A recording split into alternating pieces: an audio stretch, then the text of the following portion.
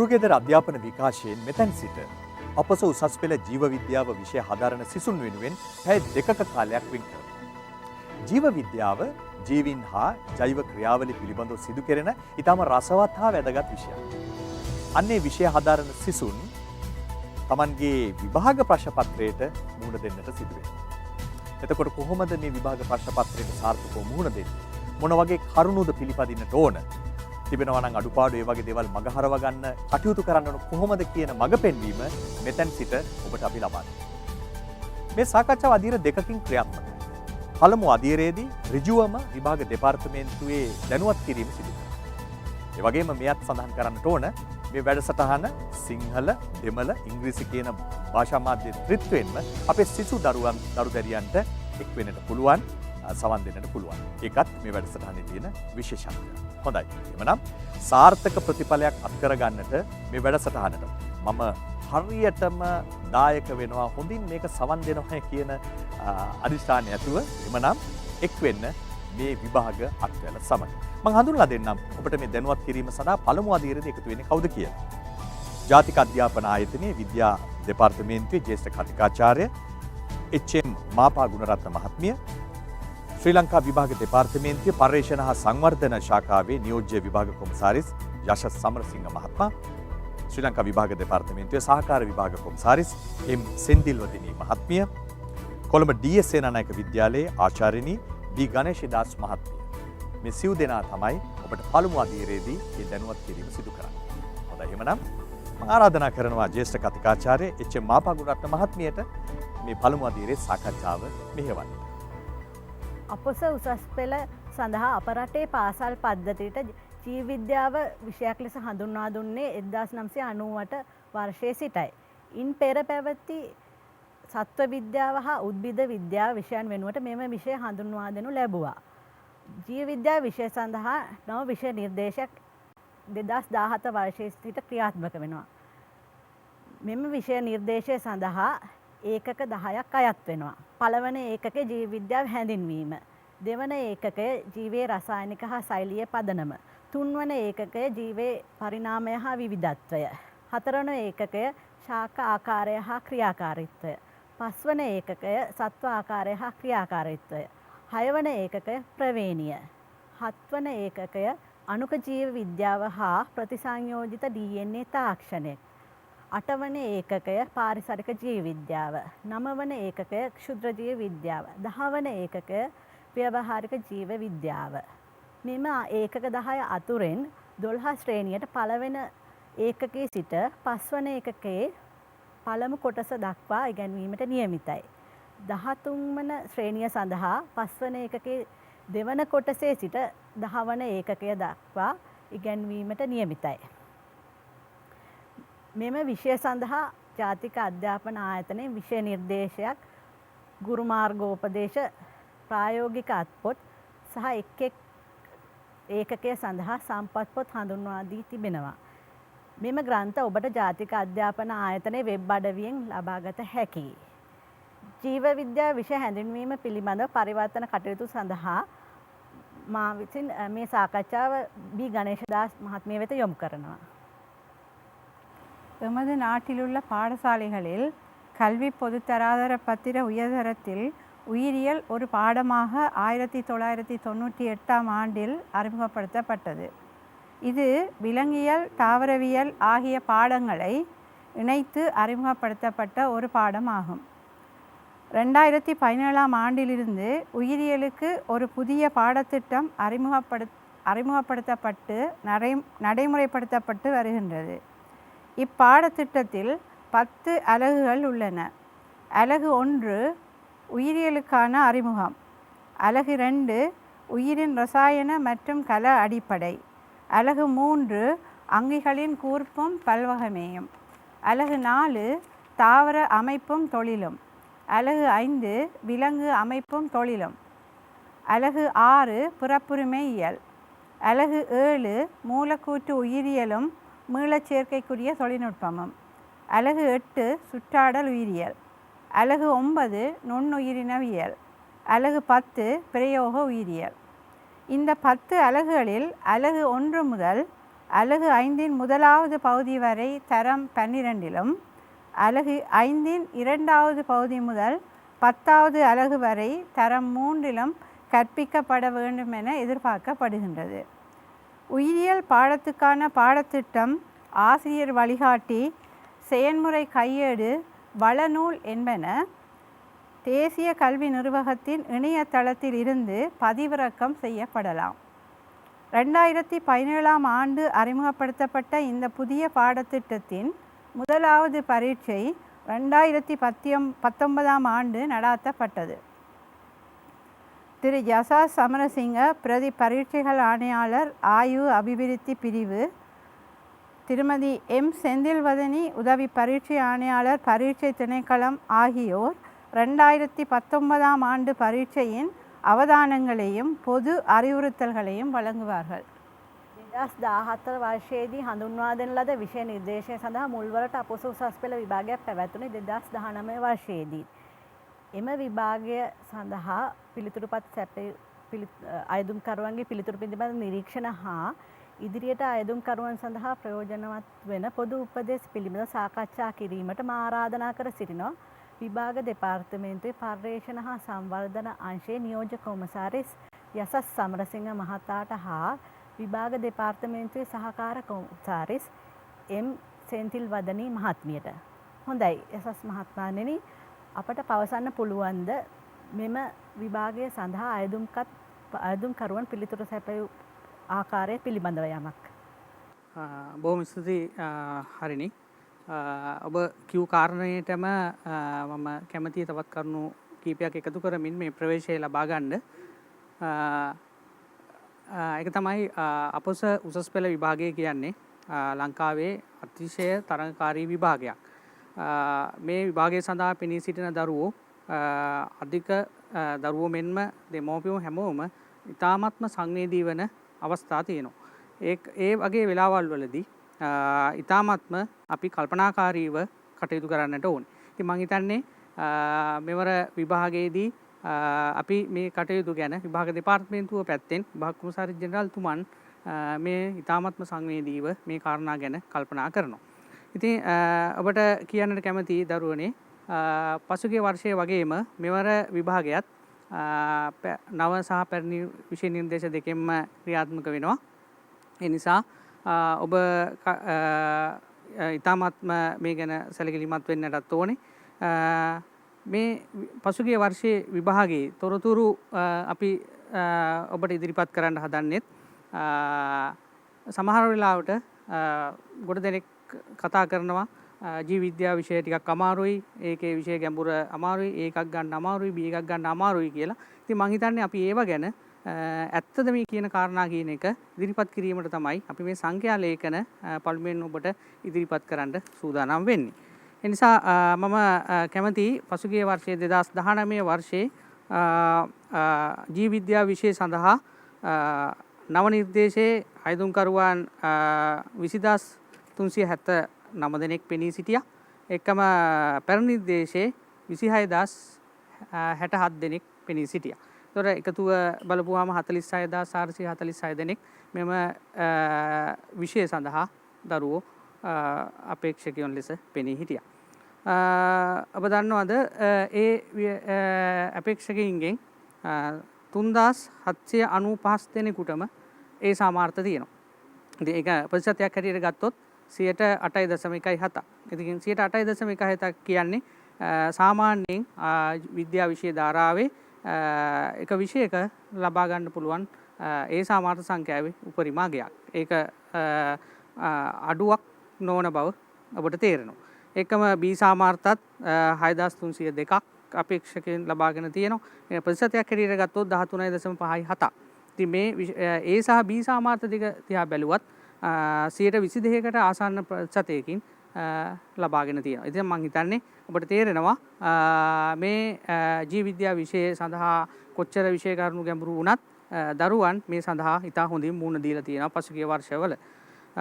සී සාමාර්ථත් 14348 දෙනෙකු ලබාගෙන තියෙනවා අර 46446 දෙනෙක්ගෙන්. ඒ ප්‍රතිශතයක් හැටියට ගත්තත් 30.89.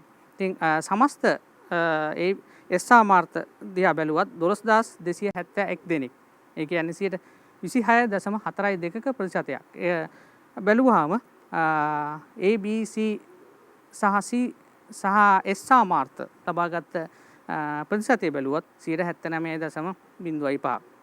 ඔබට තේරෙනවා මේ විෂය චුට්ටක් ගැඹුරු වුණත් සමත් වීම පසුගිය වර්ෂවල ඉතා හොඳින් වෙලා තියෙනවා. ඒ නිසා දරුවන්ට මේ සංඛ්‍යා ලේඛන අපි ඉදිරිපත් කරේ දරුවෝ බිය වෙනවා සමහර ලාවට මේ විෂය කරුණු ටිකක් ගැඹුරුයි. ඒ නිසා ඒකක් ගන්න පොඩක් අමාරුයි. නමුත් එහෙම වෙන්නේ නැහැ කියන එක ඔබට පැහැදිලි කරන්නයි මම මේ කරුණු ඔබට ඉදිරිපත් කරේ. මම හිතන්නේ හරිනේ ඔබට තේරෙනවා මේ සංඛ්‍යා ලේඛන ඇසුරෙන් කොච්චර මේ විෂයන් අපිට මේ දරුවන්ට ගොඩක් පහසු වෙනවද කියන්නේ. நன்றி. கல்வி பொதுத்தராதர பத்திர உயர்தர பரீட்சை என்பது மாணவர்கள் தாம் வாழ்நாளில் எதிர்நோக்கும் ஒரு சவால் மிக்க ஒரு முக்கிய பரீட்சையாக அமைகின்றது. இப்பரீட்சைக்கு வெற்றிகரமாக முகம் கொடுத்து சிறந்த பெறுபேறுகளை பெற்றுக்கொள்வதற்காக அவர்கள் தமது பாட விடயங்களை நன்கு கற்று தேர்ந்து பயிற்சிகளில் ஈடுபட்டு அப்பரீட்சைக்கு ஆயத்தமாக வேண்டியது அவசியமாக இருக்கின்றது. அதே போன்று பரீட்சையில் தமது பெறுபேறுகளை உயர்த்தி கொள்வதற்காக பரீட்சை எழுதும் தருணத்தில் மாணவர்களாகிய நீங்கள் கடைபிடிக்க வேண்டிய சில விடயங்களும் உள்ளன. அவை தொடர்பாக நாங்கள் இனி சுருக்கமாக கலந்துரையாடுவோம். கடந்த வருட உயிரியல் பாடத்திற்காக தோற்றிய புதிய பாடத்திட்டத்தின் கீழ் தோற்றிய பரீட்சார்த்திகளின் எண்ணிக்கை 20,379 ஆகும். பழைய பாடத்திட்டத்தின் கீழ் தோற்றிய மாணவர்களின் எண்ணிக்கை 26,067 ஆகும். ஒட்டுமொத்தமாக இரு பாடத்திட்டத்தின் கீழும் 46,446 மாணவர்கள் உயிரியல் பாடத்திற்கு தோற்றியுள்ளனர். இவர்களுள் இரு பாடத்திட்டத்தின் கீழும் 8.17% மாணவர்கள் ஏதர சித்திகளையும் 13.57% மாணவர்கள் பி தர சித்திகளையும் 30.89% மாணவர்கள் சி தர சித்திகளையும் 26.42% மாணவர்கள் எஸ் தர சித்திகளையும் பெற்றுள்ளனர். அதன்படி பார்க்கும் போது 79.05% மாணவர்கள் கடந்த வருடம் உயிரியல் பரீட்சைக்கு தோற்றி සිත්ති பெற்றுள்ளனர். හොඳයි මම ඊළඟට විමසන්න කැමති මෙම විෂයේ සඳහා ප්‍රශ්න පත්‍ර ව්‍යුහය හා ප්‍රශ්න තෝරා ගන්න ආකාරය පිළිබඳව ඔබට යමක් ප්‍රකාශ කළ හැකිද කියලා. හරිනේ අහුව ප්‍රශ්නේ ඊටම වටිනවා. මොකද දරුවන්ට මේ වෙලාවේ දෙන්න ඕනේ වටිනා උපදේශයක් තමයි ඔබ ප්‍රශ්නෙන් මතු කරේ. ඒ නිසා මම හිතන්නේ අපි ඒ ගැන කතා කරොත් විශේෂයෙන්ම මෙවර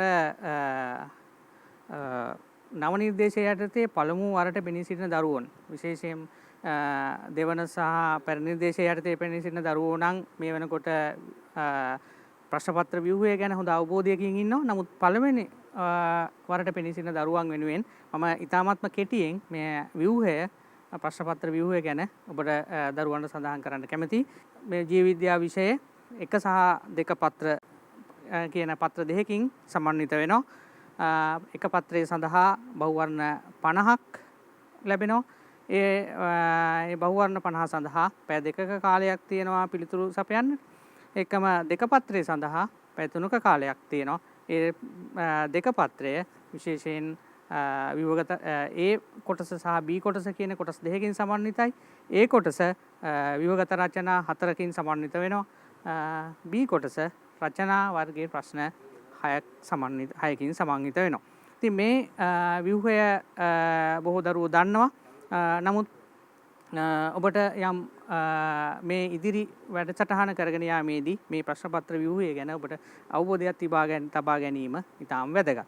ඒ නිසා මම කැමති එකම දරුවෝ කොහොමද මේ ප්‍රශ්න පත්‍රය සඳහා මුහුණ දෙන්නේ කියන එක අපට කෙටියෙන් පැහැදිලි කරගන්න. විශේෂයෙන්ම සඳහන් කරන්නට ඕනේ වර්තමානයේ ඔබට ප්‍රශ්න පත්‍ර පැය 3ක ප්‍රශ්න පත්‍ර සඳහා විනාඩි 10ක කියවීම් කාලයක් ඔබට ලබා දීලා තියෙනවා.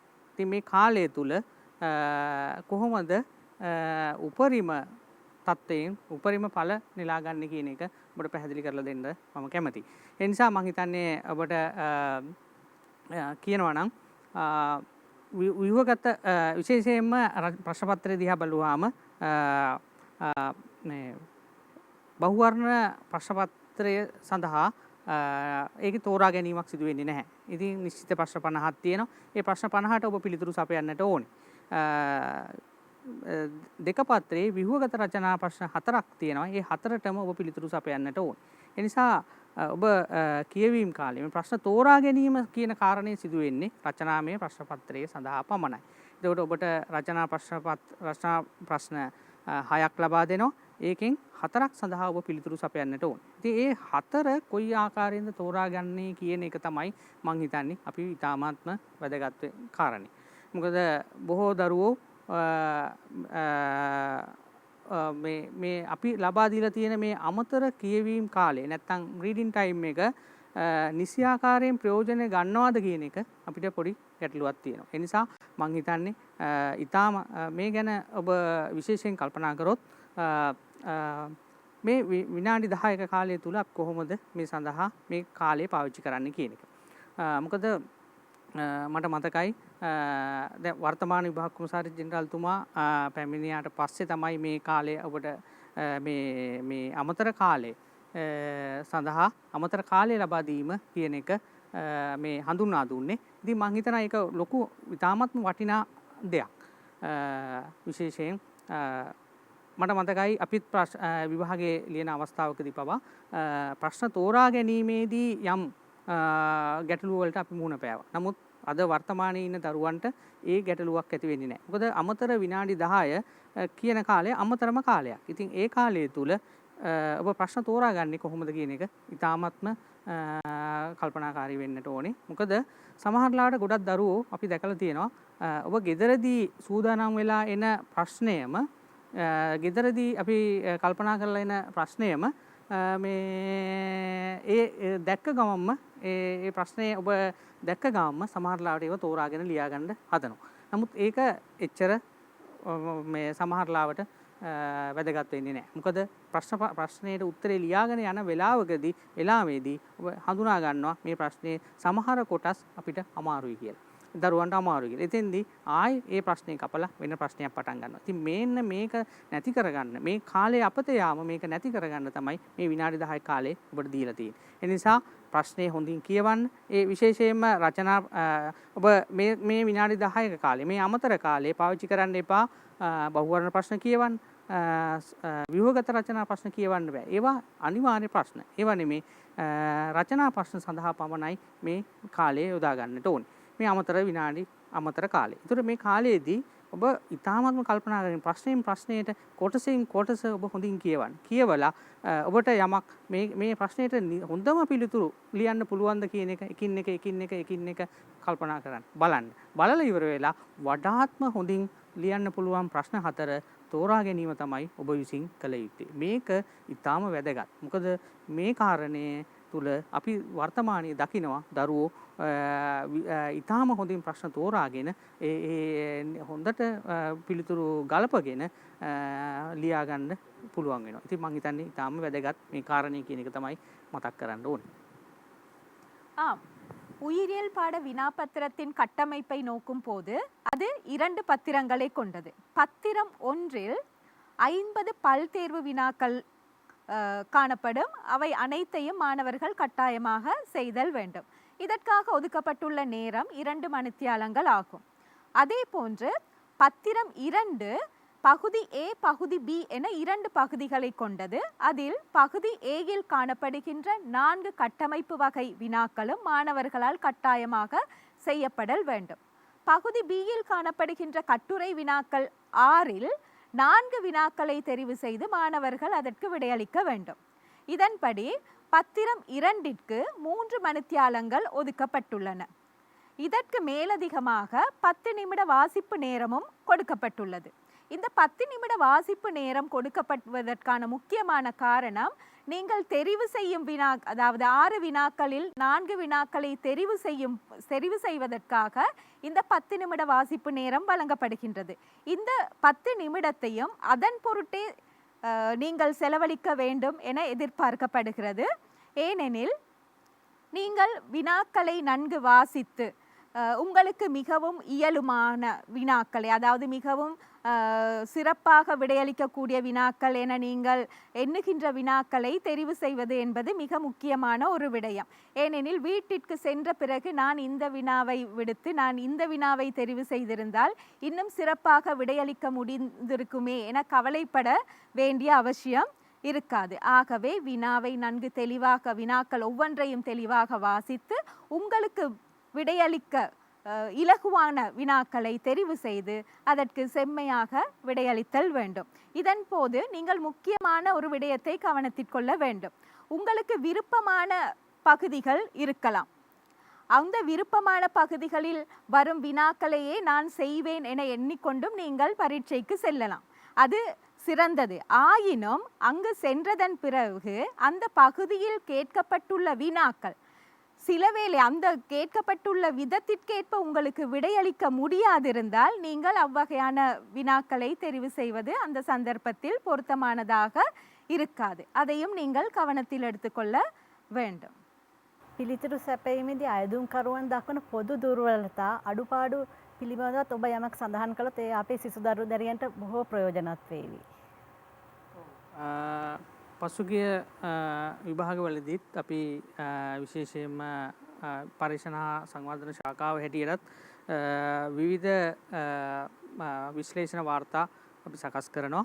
ඒ හැම අවස්ථාවකදීම අපි දැක්ක එක තමයි දරුවෝ උත්තර ලියන්න ගියාම කොච්චර දැනුමක් ඔවුන් මේ විභාගයේ සඳහා රැගෙන ආවත් අවසානයේදී ඉතාමත්ම කුඩා දුර්වලතා, පොඩි දුර්වලතා හේතු කොටගෙන සම්පූර්ණ විභාගයේම ඔවුන් ගැටලුවක් කරගන්නවා. ඉතින් මම හිතන්නේ මෙන්න මේ ගැටලු ටික අපි හඳුනාගත්තොත් ඉතාම වටිනවා. දැන් ඒ නිසා අපි මම කෙටියෙන් කියන්න කැමතියි දරුවෝ විශේෂයෙන්ම බහුවර්ණ ප්‍රශ්න පත්‍රයේ සඳහාත් ලියන කොටත් ඒක අනිවාර්ය ප්‍රශ්න 50ක් තියෙනවා. හැබැයි ඔබ ලියන හැම අවස්ථාවකදීම මෙන්න මේ කාරණා කීපය ඔබට මතක් කරන්න කැමතියි. සෑම බහුවර්ණ ප්‍රශ්නයක්ම ඉතාම හොඳින් කියවන්න ඕනේ. ඒකේ අවසානයේ කියවිලා තියෙන වචනේ පවා සමහරවිට කළු අකුරෙන් මුද්‍රිත වචන පවා ඉතා හොඳින් කියවන්න ඕන. ඒව නොකියුවාම ඒව හරියට ග්‍රහණය කරගත්තේ නැතු වුනහම සපේන පිළිතුර වැරදි වෙනවා. ඉතින් ඒව ගැන අවධානය යොමු කරන්න. ඊළඟට වැදගත්ම කාරණයක් මට හිතෙනවා මේ සමහර ප්‍රශ්නවල දරුවෝ සමහර පොඩි අමාරු තැන් මතු වුනහම දරුවෝ ඒ තුල රැඳී සිටිනවා. රැඳී සිටලා කාලේ නාස්ති කරගන්නවා. එහෙම වෙන්න එපා. ඒ ප්‍රශ්නේ අමාරු නම් ඊළඟ ප්‍රශ්නෙට යන්න. හැබැයි හැම වෙලාවෙම එහෙම ප්‍රශ්නයට යන්න අමාරු වෙන හැම අවස්ථාවකදීම ඊළඟ ප්‍රශ්නේ තෝරාගෙන පිළිතුරු සපයන්න. ඉතින් ඊළඟට මතක් කරන්න ඕන එකක් තමයි ඔබ පිළිතුරු සපයන හැම සපයන ප්‍රශ්නයකම පිළිතුර ඔබගේ ආන්සර් ෂීට් එකට නැත්නම් පිළිතුරු පත්‍රයට යොමු ඒ වෙලාවෙම ඇතුළත් කරගන්න. එහෙම නොවුනොත් පසුව ඉදිරිපත් කරන්න පසුව ඇතුළත් කරන්න හිටියාම ගැටලුවක් වෙන්න පුළුවන්. සමහරවිට ඕඩර් එක වෙනස් වෙන්න පුළුවන්. සමහරවිට වැරදි පිළිතුරක් ඇතුළත් වෙන්න පුළුවන් අර පිළිතුරු පත්‍රය සඳහා. ඒ නිසා මම හිතන්නේ ඔබ පිළිතුරු සපයන අවස්ථාවේම පිළිතුරු පත්‍රය සඳහා ඒ පිළිතුර ඇතුළත් කරනවා නම් වඩා හොඳයි. එහෙම බැරි වෙලාවත් එහෙම අමාරු වෙන සිසුන් සඳහා මම කියන්න කැමතියි ඔබ සමහරලාවට යම් ප්‍රශ්නයකට උත්තරේ දන්නේ නැත්නම් පිළිතුර දන්නේ නැත්නම් ඒක ඒ ප්‍රශ්نين අයින් වෙලා ඊළඟ ප්‍රශ්නේ තෝරගන්න වෙලාවේදී ඊළඟ ප්‍රශ්නෙට යන වෙලාවේදී අර පැන්සලකින් හොරි පිළිතුරු ඒ ප්‍රශ්න පත්‍රයේ ලකුණක් යොදා ගන්න ඒකම පිළිතුරු පත්‍රයටත් යොදා ගන්න. මේක මම කියන්නේ අර මේ අවසානයේ පිළිතුරු පත්‍රයට මේ පිළිතුරු අරන් යන සිසුන් සඳහා. නමුත් ඒක අපි අනුමත කරන්නේ නැහැ. වඩා හොඳ වෙන්නේ පිළිතුරු ලිව්වහම පිළිතුරු පත්‍රයට පිළිතුර අරන් යන එක. ඒකම කරන්න කැමති රචනා ප්‍රශ්න පත්‍රයේ හරිනි විශේෂයෙන්ම අපි දැකලා තියෙනවා මේ ඉතාමත්ම පොඩි පොඩි අඩුපාඩුකම් හේතු කරගෙන විශාල ලකුණු ප්‍රමාණයක් දරුවෝ නැති කරගන්නවා. ඉතින් මම හිතන්නේ මේවා අපි කතා කරොත් වඩා හොඳයි. මේ විශේෂයෙන්ම සමහරු අපි පිළිතුරු ලියනකොට හැම වෙලාවකම ප්‍රශ්න අංක යොදාගන්නේ නැහැ. සමහරවිට ඒ ප්‍රශ්න අංකේ නොයදා පිළිතුරු ලියනවා. සමහර කොටස් තියෙනවා පිළිතුරු ඒ වෙලාවේ මතක් වෙන්නේ නැති වෙන්න පුළුවන්. තව පසුව මතක් වෙන්න පුළුවන් ඒ පිළිතුරක් තව කාලේ යද්දි. නමුත් ඒ වෙලාව සමහරවිට ඉඩ තියාගෙන ඒ පිළිතුරට ගැලපෙන්න ඕනේ තව ඉඩ ප්‍රමාණයක් අවශ්‍ය නම් ඒ ඉඩ ප්‍රමාණය තියලා තමයි ඊළඟ ප්‍රශ්නේ අංකය යොදලා පිළිතුරු ලියන්නට ඕනේ. එහෙම නැතුව ගියොත් අර තමට මතක් වෙන වෙලාවේ පිළිතුරට ලියා ගන්න ඉඩ කඩමදි වෙනවා. ඒ නිසා ඒක ඒ වගේ ගැටලුකාරී වෙන්න පුළුවන්. අනිත් එක තමයි සමහර ශිෂ්‍යයෝ ඉන්නවා, දරුවෝ ඉන්නවා, අපේක්ෂකයෝ ප්‍රශ්නයට හොඳින් තේරුම් ගන්නේ නැතුව අදාළ නැති උත්තර සපයනවා. ඉතින් මෙන්න මේවායින් කාලය අපත යනවා. ඉතින් හොඳටම ඔබ තේරුම් ගන්නට ඕනේ. තේරුම් අරගෙන දරුවෝ තේරුම් අරගෙන ප්‍රශ්නේ ඉතා හොඳින් ග්‍රහණය කරගෙන ඒකේ තියෙන නැත්තම් ඇත්තරම අවසාන ක්‍රියාවෙන් සමහරලාවට තියෙනවා පැහැදිලි කරන්න කියලා තියෙනවා. එහෙම නැත්තම් සාකච්ඡා කරන්න කියලා කියනවා. එහෙම නැත්තම් විස්තර කරන්න කියලා තියෙනවා. මෙන්න මේ කරුණු හරියාකාරයෙන්ම අවබෝධ කරගන්නට ඕනේ. ඒ අවබෝධ කරගෙන ඊට ගැළපෙන පිළිතුර සම්පාදනය කර ගැනීම ඉතාම අත්‍යවශ්‍යයි. දරුවෝ අන්නේ කාරණේ නොකරන අවස්ථා අපි දැකලා තියෙනවා. සාකච්ඡා කරන්න ගියාම කරුණු ටිකක් කියනවා. පැහැදිලි කරන්න කිව්වහම කරුණු ටිකක් කියලා නිකන්. එහෙම නෙමෙයි. පැහැදිලි කිරීමක් වෙන්න ඕනේ. විස්තර කිරීමක් වෙන්න ඕනේ. ඉතින් ඒ කාරණා ටික ගලප ගන්න ඕනේ කියන එක මතක් කරන්න කැමතියි දරුවන්ට. ඒකම ලියන්න හදනවා අතිරේක ප්‍රශ්න. ඔබට දීලා තියෙන දරුවනේ අදාළ කාලය ඒ ප්‍රශ්න 4 සඳහායි කාලය දීලා තියෙන්නේ. ඒ නිසා ප්‍රශ්න වැඩිපුර ප්‍රශ්න ලිව්වා කියලා වැඩිපුර ලකුණු හම්බ වෙන්නේ නැහැ. ඒ නිසා ඒ කාලය ඔබට දීලා තියෙන කාලේ අද ප්‍රශ්න වඩාත්ම සුදුසු ප්‍රශ්න 4 සඳහා යොදා ගන්න කියන එක මම දරුවන්ට කියන්න කැමතියි. ඒකම හැමතිස්සෙම ප්‍රශ්නයක් ආරම්භ කරනකොට නව පිටුවකින් පටන් ගන්න. අර පිටුවක් අවසානයේ ඉඳ තිබුණා කියලා එතනින් අලුත් ප්‍රශ්න අංකය දාලා පටන් ගන්න හොඳ නැහැ. නව පිටුවකින් ප්‍රශ්නේ ආරම්භ කරන්න ඒකත් වැදගත් කාරණයක්. ඊළඟට අණු කොටස් වල අංක යොදනකොට ඒ හැම එකක්ම අනිවාර්යයෙන්ම ඒව ඇතුළත් වෙන පරිදි ඇතුළත් කරන්න. ඊළඟ පිටු අංක ඇතුළත් කිරීම, මුල් පිටුවට කොච්චර පිටු ගාණක් ඔබ ලිව්වද කියන එක ඇතුළත් කිරීම, මේවා සියල්ලම අත්‍යවශ්‍යයි පිළිතුරු විශේෂයෙන්ම රචනාමය ප්‍රශ්නයකට උත්තර ලියන වෙලාවකදී. ඒකම අත්තකුරු දරුවනේ අපි බලාපොරොත්තු වෙන්නේ ඉතාමත්ම ලස්සන මුතුයට වගේ අත්තකුරු අපි බලාපොරොත්තු වෙන්නේ නැහැ. අපි බලාපොරොත්තු වෙන්නේ පැහැදිලි අත්තකුරු. ඔබ පැහැදිලි අත්තකුරු නොලිව්වොත් ඔබට ලකුණු අහිමි වීමේ සම්භාවිතාව වැඩිපුර තියෙනවා. ඒ නිසා ඒ ගැන විශේෂයෙන් සැලකිලිමත් වෙන්න කියලා මම දරුවන්ට කියන්න කැමතියි. මේ ප්‍රශ්න පත්‍රයකට පිළිතුරු ලිවීම කියන එක ඊටාම වැදගත් කාරණයක් කියන එක මතක් කරනවා මේ අවස්ථාවේ.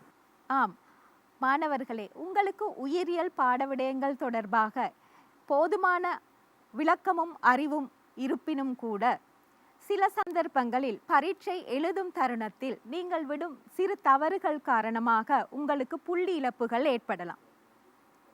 அவற்றை பார்க்கும் போது பத்திரம் ஒன்றிற்கு நீங்கள் விடையளிக்கும் போது இடைநடுவில் கடினமான வினாக்கள் உங்களுக்கு செய்வதற்கு கடினமான வினாக்கள் காணப்படுமாயின் அதற்கு அதிக நேரத்தை செலவிடாமல் அதற்கு அடுத்தடுத்த வினாக்களை செய்து கொண்டு போவது சிறந்ததாக இருக்கும். கடைசியாக நீங்கள் மீண்டும் இடைநடுவில் விட்ட வினாக்களுக்கான விடைகளை தெரிவு செய்து கொள்ளலாம். இதன் போது நீங்கள் ஒவ்வொரு வினாவுக்கும் விடையை தெரிவு செய்ததன் பின்னர் உடனேயே விடைத்தாளிற்கு மாற்றிக்கொள்வது மிகவும் பொருத்தமானதாக இருக்கும். கடைசி நேரத்தில் நீங்கள் விடைத்தாளிற்கு மாற்றும் போது வினா இலக்கங்களை மாறி பதிவு செய்வதற்கான வாய்ப்புகள் ஏற்படும். இதனால் உங்களுக்கு புள்ளி இழப்புகள் ஏற்படக்கூடிய சந்தர்ப்பம் உண்டு.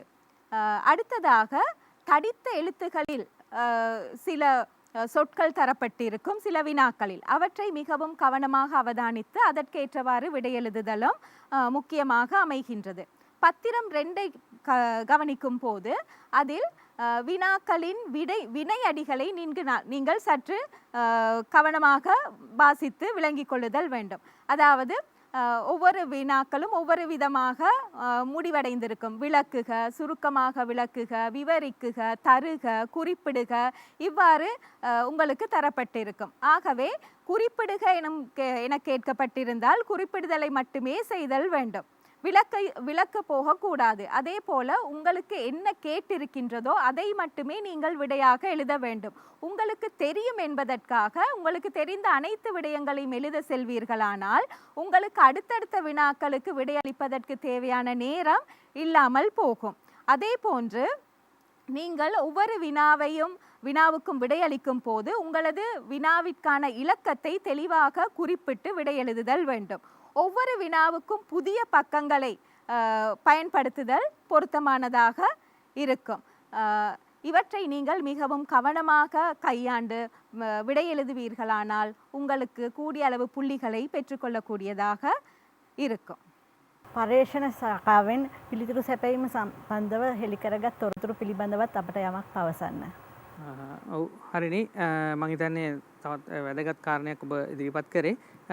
පර්යේෂණ සංවර්ධන ශාඛාව මේ ප්‍රශ්නපත්‍රයක් ඉවරුණු වහාම නැත්නම් විභාගය ඉවරුණු වහාම ඒකේ විශ්ලේෂණ කටයුතු සිදු කරනවා. ඒ විශ්ලේෂණ කටයුතු වලින් ලබා ගන්නා දත්ත ඇතුළෙන් තමයි ඊළඟට වෙනත් ඉදිරි කටයුතු වලදී අපි භාවිතා කරන්නේ උපයෝග කර ගන්නවා විවිධ කටයුතු සඳහා. ඉතින් මේ උදාහරණයක් හැටියට මේ ඔබට දිස්වෙන මේ ප්‍රස්තාරයෙන් අපි පෙන්눔 කරන්නේ පසුගිය වර්ෂය තුල ජීව විද්‍යා විෂයේ බහුවර්ණ ප්‍රශ්න පත්‍රයේ එක් ළමුන් සඳහා පහසුතාව කොච්චර ප්‍රමාණයකින් තියෙනවද කියන එක.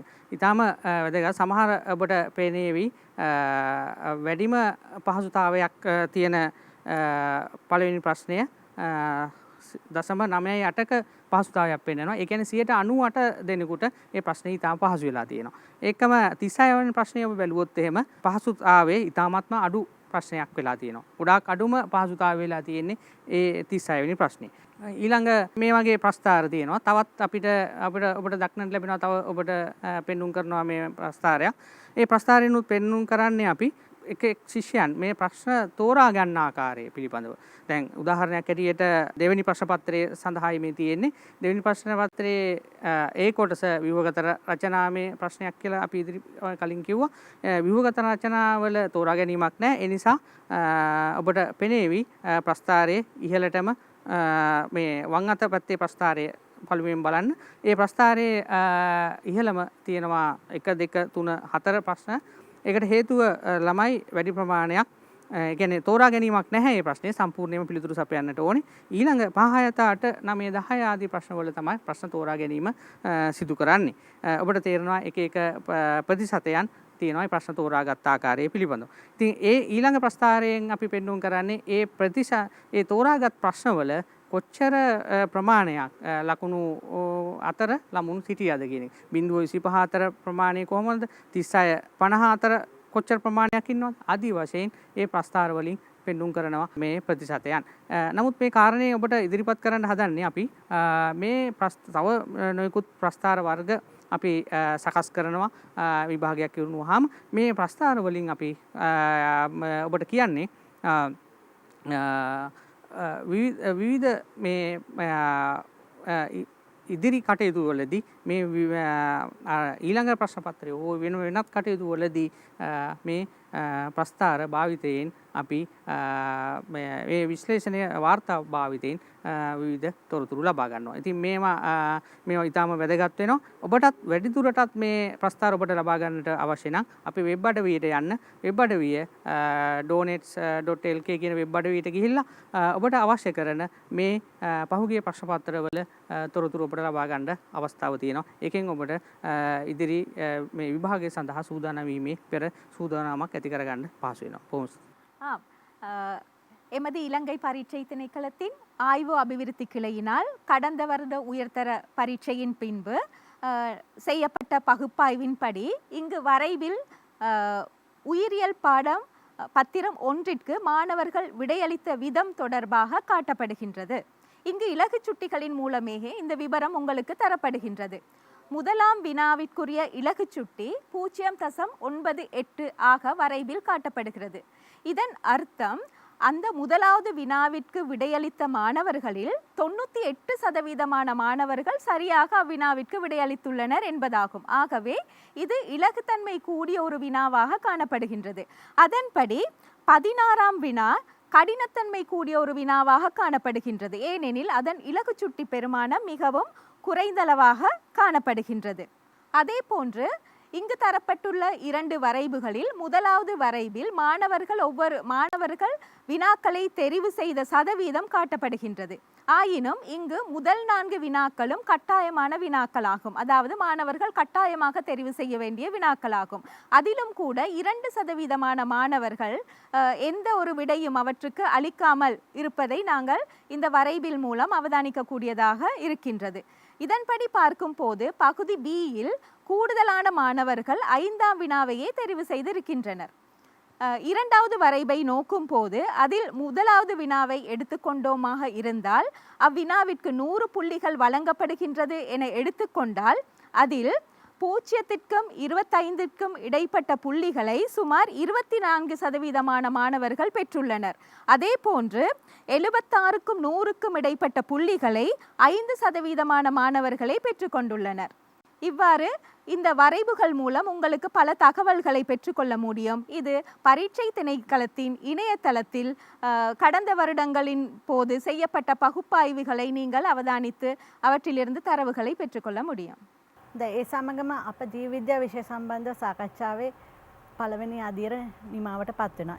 මේව සාකච්ඡාවට සහභාගී වූවාට විභාග දෙපාර්තමේන්තුවේ පර්යේෂණ හා සංවර්ධන ශාඛාවේ නියෝජිත කොමසාරිස් එස් සමරසිංහ මහතාටත් විභාග දෙපාර්තමේන්තුවේ සහකාර කොමසාරිස් එම් සෙන්තිල්වදනි මහත්මියටත් ඩී.එස්.එන් නායක විද්‍යාලයේ ආචාර්යනී බී ගණේශදාස් මහත්මියටත් මාගේ ස්තුතිය පළ කර සිටිනවා. පළමු අදියරේදී උසස් පෙළ ජීව විද්‍යාව ප්‍රශ්න පත්‍රය සම්බන්ධයෙන් ඔබ දැනුවත් කරන්නට එක්වූ ජාතික අධ්‍යාපන ආයතනයේත් විභාග දෙපාර්තමේන්තුවේත් සම්පත්දායකයින්ට ස්තුතිය පුද කරනවා. ආදරණීය සිසු දරුදැරියනි, ඔබට පළමු අදියරේදී ඊටම පැහැදිලිව දැනෙන්නට ඇති කොයි ආකාරයෙන්ද ප්‍රශ්න පත්‍රයේ ව්‍යුහය සකස් වෙන්නේ කියලා. ඒ විතරක් නෙවෙයි, ප්‍රශ්න පත්‍රයේ පිළිතුරු සැපීමේදී දක්වන ලද අඩුපාඩු, මීට කලින් පිළිතුරු සැපයූ සිසුන් දක්වන ලද අඩුපාඩු මොනවද කියන කාරණාත් ඔබට දැනගන්න ලැබෙන්නේ නැතියි. ඒ වගේමයි පසුගිය වසරේ ප්‍රශ්න පත්‍රයේ විශ්ලේෂණයටත් ඔබේ අවධානය යොමු වෙන්නට ඇති. එවනම් ඔබ ඊටාම සැලකිලිමත් වෙනවා මේ කරුණු පිළිබඳව. මොකද ඔබ සාර්ථකව පිළිතුරු ලියන්න ඕන මෙවර විභාගයේදී. දෙවන අදියරට දැන් සූදානම් වෙන්න. දෙවන අදියරේදී පසුගිය වසරවල සිසුන් උසස් පෙළ ජීව විද්‍යා ප්‍රශ්න පත්‍රයට පිළිතුරු සැපීමේදී දැක්වූ දුර්වලතා සැලකිල්ලට ගනිමින් ඔබව ඒ දුර්වලතා වලින් වළක්වන්නට අවශ්‍ය මඟ පෙන්වීම ලබා දෙන්නට දෙවන අදියරේදී සූදානම් වෙනවා. ඔබට එතකොට සාර්ථකව පිළිතුරු ලියන්න පුළුවන් ප්‍රශ්න පත්‍රයට. මේ සඳහා එක්වෙන විද්වත් මඩුල්ල දැන් මම හඳුන්වලා දෙන්නම්. කැලණිය විශ්වවිද්‍යාලයේ සම්මානිත මහාචාර්ය එම්.ජේ.එස්. විජේරත්න මහතා, ශ්‍රී ජයවර්ධනපුර විශ්වවිද්‍යාලයේ උද්භිද විද්‍යා අධ්‍යනාංශයේ ජ්‍යෙෂ්ඨ මහාචාර්ය නෙළුම් දේශප්‍රිය මහත්මිය, කොළඹ දේවි බාලිකා විද්‍යාලය ආචාර්යනී එන් කුලතිලක මහත්මිය, තවදුරටත් අප සමග රැඳී සිටිනවා කොළඹ ඩී.එස්. සේනානායක විද්‍යාලය ආචාර්යනී බී ගණේශදාස් මහත්මිය. හොඳයි. එහෙමනම් සිසු දරුදැරියනි, දැන් දෙවෙනි අදියරේ සාකච්ඡාවට පෙර පරිදිම ඉතා උනන්දුවෙන් හොඳින් එකතු වන්න. මේ සාකච්ඡාව මෙහෙවන්නට ආරාධනා කරනවා සම්මානිත මහාචාර්ය එම්.ජේ.එස්. විජේරත්න මහත්මයාට. මුලින්ම සාකච්ඡා කරලා බලමු මෙම දෙවැනි ප්‍රශ්න පත්‍රයට පිළිතුරු සැපයීමේදී කාලය කොහොමද කළමනාකරණය කරගන්නේ කියලා. ඔබලා දැන්ටමත් දන්නවා මෙම දෙවැනි ප්‍රශ්න පත්‍රය පැය 3කින් සමන්විතයි. පැය 3ක් අවශ්‍ය වෙනවා ඒකට උත්තර දෙන්න. කොටස් 2කින් සමන්විතයි.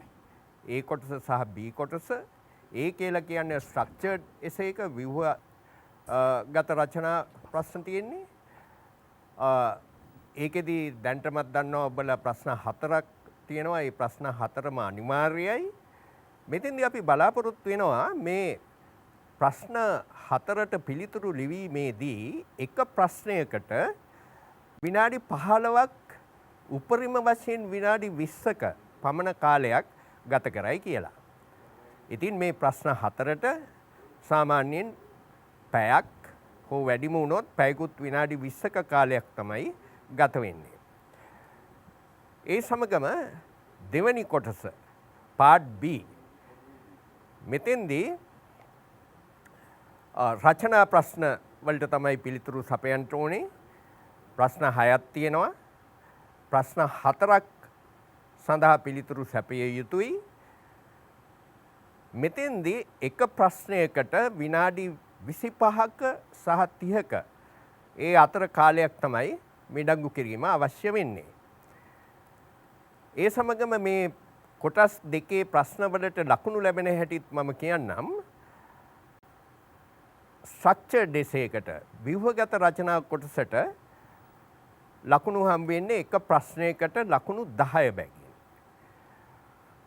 B කොටසේ රචනා ප්‍රශ්න වලට එක ප්‍රශ්නයකට ලකුණු 15 බැගින් තමයි හම් වෙන්නේ.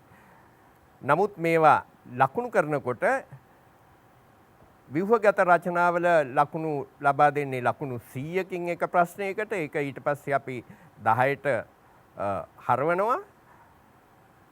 රචනා ප්‍රශ්න වලට ලකුණු 150න් තමයි ලබා දෙන්නේ.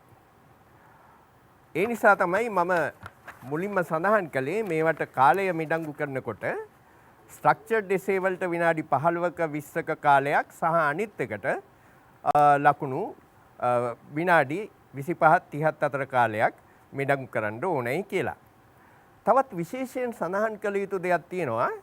මෙම රචනා ප්‍රශ්න වලට පිළිතුරු සැපයීමේදී ප්‍රශ්න 4යි පිළිතුරු ලියන්න ඕනේ. 6කින් 4ක් තෝරාගෙන 4ට වැඩිය ලියන්න යෑමෙන් අපරාධේ කාලය නාස්ති කිරීමක් සිද්ධ වෙන්නේ. මොකද කොහොම කළත් කොපමණ කීයකට උත්තර ලිව්වත් ලකුණු හම්බ වෙන්නේ ප්‍රශ්න 4කට විතරයි. එම නිසා ප්‍රශ්න 4කට වැඩිය ලිව්වොත් අපරාධේ කාලය නාස්ති කිරීමක් සිද්ධ වෙන්නේ. තවත් විශේෂයෙන් සඳහන් කරන්න ඕනේ ව්‍යුහගත රචනා ප්‍රශ්නවලට පිළිතුරු සැපයීමේදී යම්කිසි කොටසකට පිළිතුරු දීම අපහසු නම් ඒකට කාලය මිඩංගු කරගෙන ඉන්න එපා. ඊළඟ ප්‍රශ්නයට යන්න. ඒ ගිහිල්ලා ආපහු කාලය ඉතිරි වුණොත් නැවතත් අර මග ඇරලා ගිය ප්‍රශ්නයට පිළිතුරු සැපීම සඳහා ආපසු එන්න.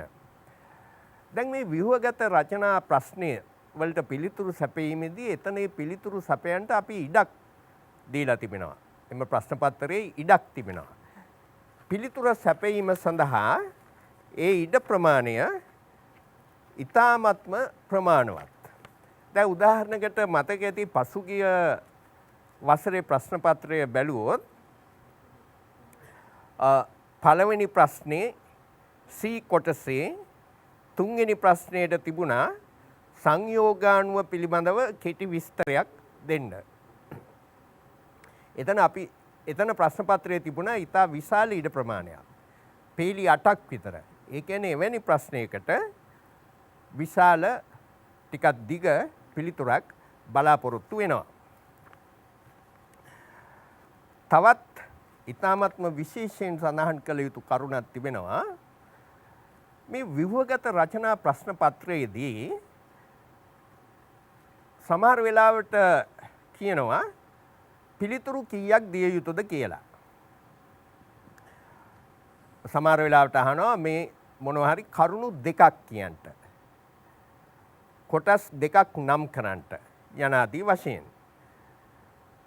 ඒ අහලා තියෙන සංඛ්‍යාවටම පිළිතුරු සපයන්න ඕනේ. කරුණු දෙකක් සඳහන් කරන්න කියලා කිව්වොත් සඳහන් කළ යුත්තේ කරුණු දෙකක් විතරයි.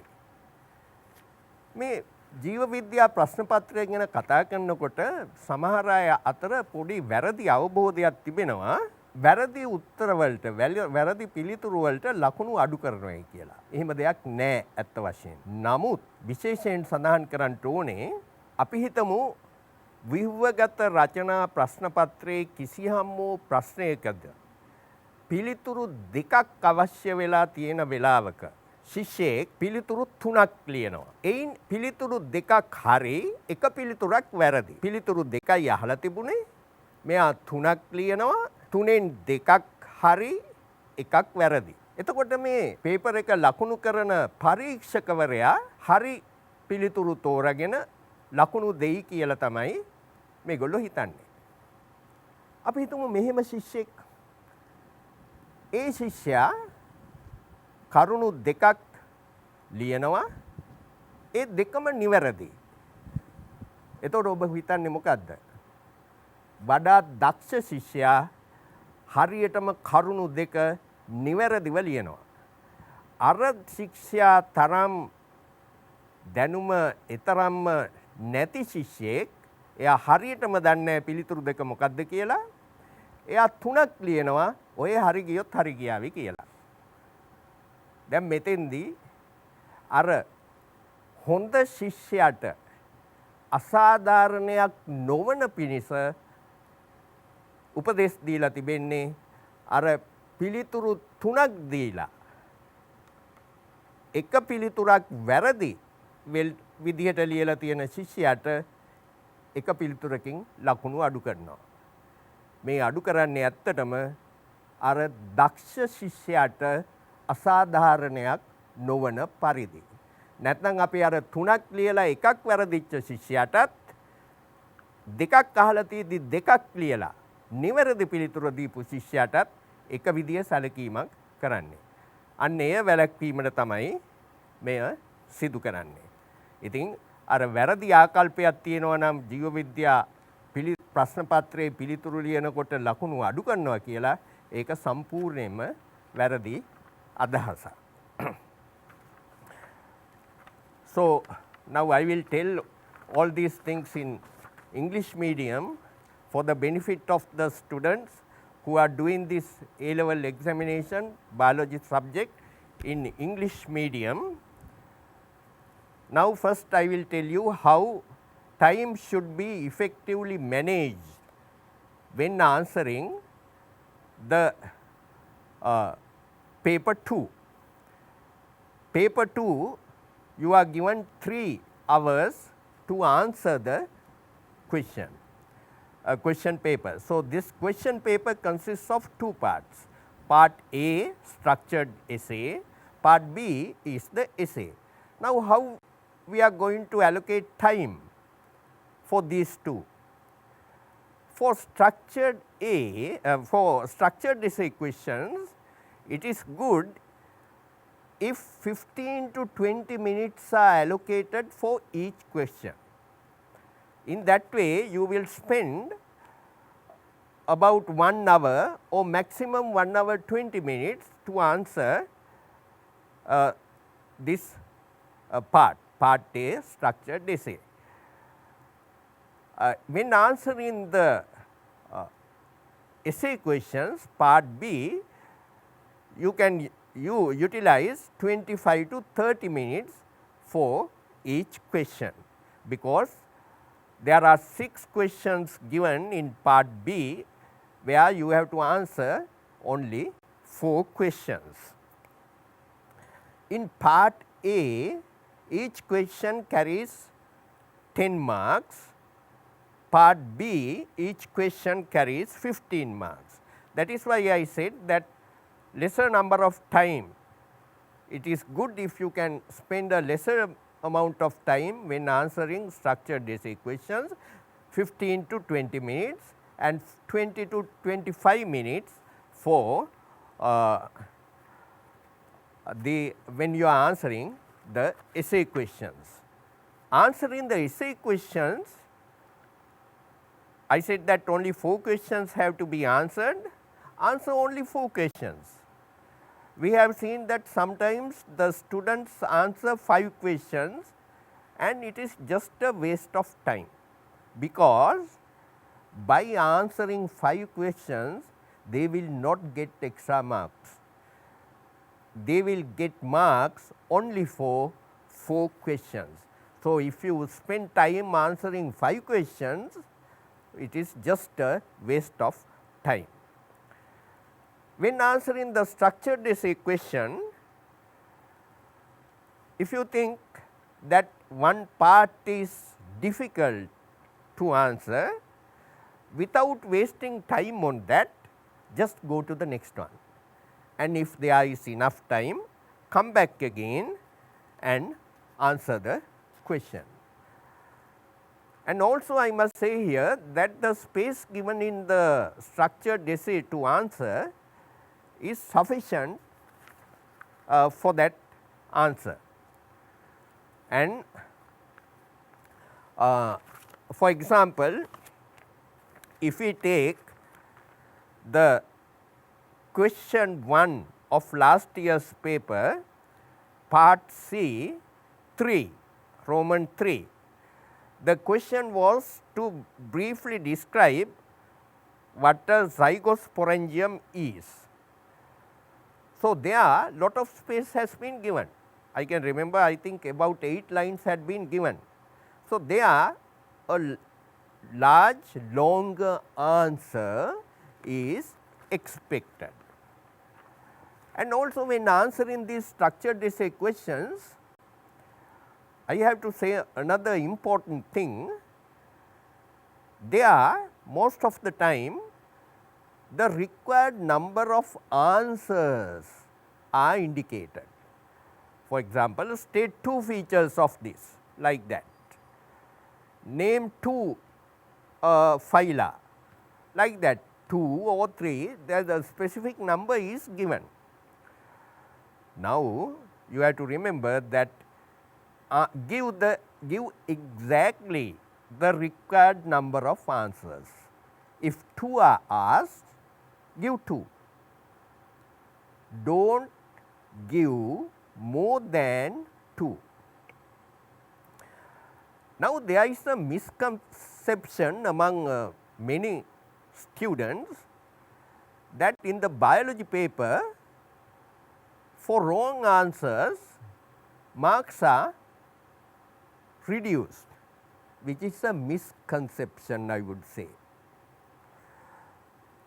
But there is a thing like this. If 2 answers are requested and let us say a student gives 3 answers, 1 is wrong. So, it is like that the examiner has to select what the correct answers are. Examiner is not there to select the correct answers and give marks. So, let us say there is another student who gives only 2 answers, both are correct. So, 2 answers are asked, he gives 2 answers, both are correct. The first student, 2 answers are asked, he gives 3, but 2 are correct, 1 is wrong. Now, see the difference. Do you think that both these students should get equal marks? The first student, he does not know properly, but the second student knows exactly what to write. So, to give justice to the second student who knows exactly the correct answer, we deduct marks for one answer, marks for one correct answer from the previous student's answer. That is, when 2 answers are asked and if the student writes 3 answers where one answer is wrong, then marks would be deducted for one correct answer. So, do not take it as deducting marks for wrong answers, but it is just to give justice to the good students.